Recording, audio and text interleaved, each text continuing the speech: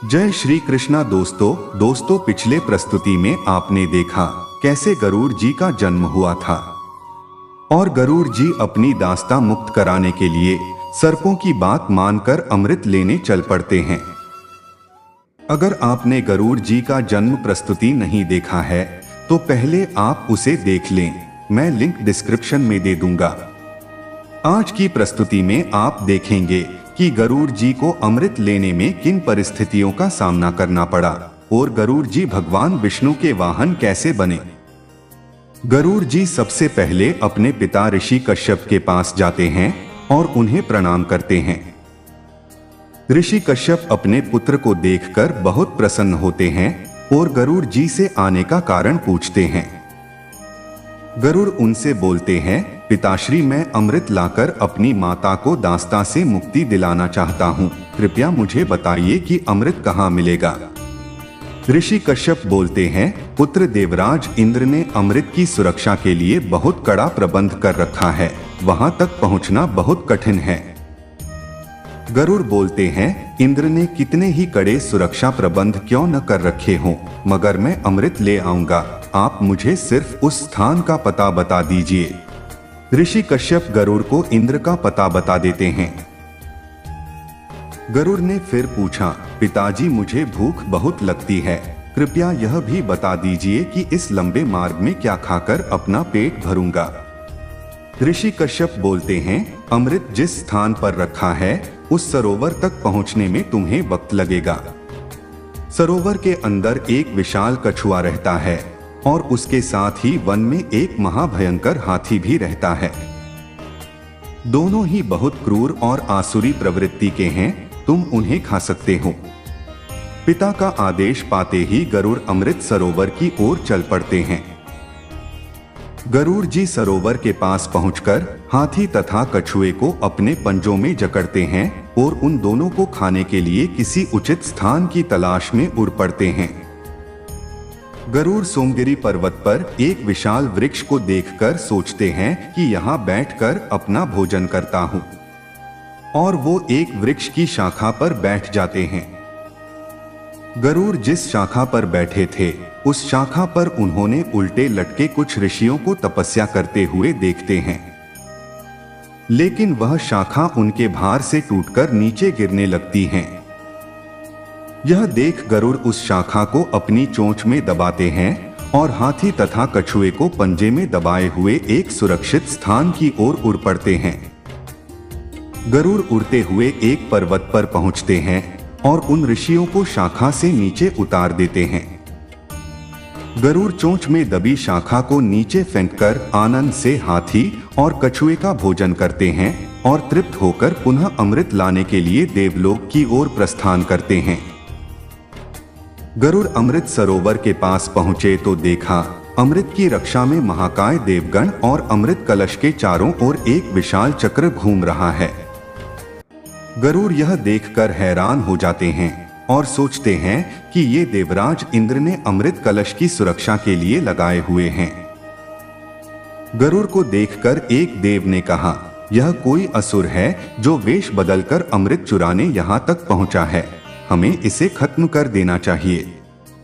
देवगण तेज गति से गरुड़ पर टूट पड़ते हैं, लेकिन गरुड़ ने अपने पैने पंजों और तीखी चोंच से उन्हें इतना घायल कर देते हैं कि वो सभी शीघ्र ही बेहोश होकर गिर पड़ते हैं। फिर देवगण और गरुड़ में घमासान युद्ध होता है। सभी को हराते हुए गरुड़ चक्र के पास पहुंचते हैं। वो सोचते हैं, चक्र में फंसकर मेरे पंख कट सकते हैं, इसलिए मैं अत्यंत छोटा रूप धारण कर इसके मध्य में प्रवेश करूंगा।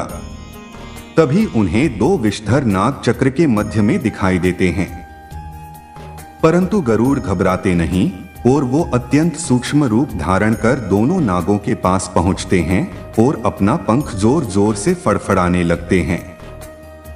आंखों में धूल पड़ने से विषधर नाग अंधे हो जाते हैं और वो उन्हें मार देते हैं। गरुड़ जी अमृत कलश को उठाते हैं और वापस अपने घर तरफ उड़ पड़ते हैं। गरुड़ की मातृभक्ति से प्रसन्न होकर भगवान विष्णु गरुड़ के सम्मुख प्रकट होते हैं और बोलते हैं, मैं तुम्हारी मातृभक्ति देखकर बहुत प्रसन्न हूँ पक्षीराज। मैं चाहता हूँ कि अब से तुम मेरे वाहन के रूप में मेरे साथ रहो। गरुड़ बोलते हैं, मैं बहुत भाग्यशाली हूँ प्रभु, जो आपने मुझे अपना वाहन बनाना स्वीकार किया। आज से मैं हर क्षण आपकी सेवा में रहूंगा और आपको छोड़कर कहीं नहीं जाऊंगा। इस तरह उस दिन से पक्षीराज गरुड़ भगवान विष्णु के वाहन के रूप में प्रयुक्त होने लगे। दोस्तों, अभी कथा समाप्त नहीं हुई है। जब गरुड़ जी भगवान विष्णु का आशीर्वाद लेकर अपने घर तरफ जा रहे थे, तभी वहां देवराज इंद्र आ जाते हैं। यह देखकर वो अपना वज्र चला देते हैं, परंतु गरुड़ पर वज्र प्रहार का कोई असर नहीं होता। यह देख इंद्र सोचने लगते हैं, यह तो महान पराक्रमी है, मेरे वज्र का इस पर जरा भी असर नहीं हुआ, जबकि मेरे वज्र के प्रहार से पहाड़ तक टूटकर चूर्ण बन जाते हैं। ऐसे पराक्रमी को शत्रुता से नहीं मित्रता से काबू में करना चाहिए। यह सोचकर इंद्र गरुड़ से कहते हैं, हे पक्षीराज, मैं आपकी वीरता से बहुत प्रभावित हुआ हूँ। इस अमृत कलश को आप मुझे सौंप दीजिए और बदले में आप जो भी वर मांगना चाहते हैं मांग लीजिए।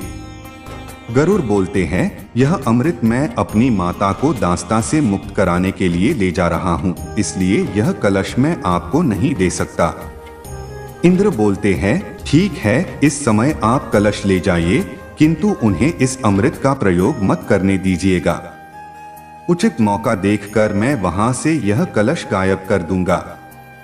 गरुड़ बोलते हैं, अगर मैं आपकी यह बात को मान लूं तो बदले में मुझे क्या मिलेगा? इंद्र बोलते हैं, मैं आपको उन नागों को खाने का वरदान देता हूं जो आपकी माता को दासी बनाकर रखा है। गरुड़ बोलते हैं, यही तो मैं चाहता था, नाग मेरे स्वादिष्ट भोजन हैं, किंतु एक ही पिता की संतान होने के कारण मैं उन्हें खाने से हिचकता था। अब मेरी हिचक दूर हो गई है, अब मैं आपके कथनानुसार ही कार्य करूंगा। यह कहकर गरुड़ अमृत कलश लेकर सर्पों के पास पहुंचते हैं और उनसे बोलते हैं, हे सर्पगण, मैं अपनी प्रतिज्ञा के अनुसार अमृत कलश ले आया हूं। अब आप अपने वचन से मेरी माता को मुक्त कर दीजिए। सर्पों ने उसी क्षण विंता को दास्ता से मुक्त कर दिया और अगली सुबह अमृत पीने का समय निश्चय कर वहां से चले जाते हैं। रात को उचित मौका देखकर देवराज इंद्र अमृत कलश उठा लेते हैं और पुनः अमृत को उसी स्थान पर पहुंचा देते हैं। दोस्तों, हमारी प्रस्तुति आपको कैसी लगी कमेंट्स में जरूर बताइएगा और चैनल को सब्सक्राइब जरूर कीजिएगा। धन्यवाद।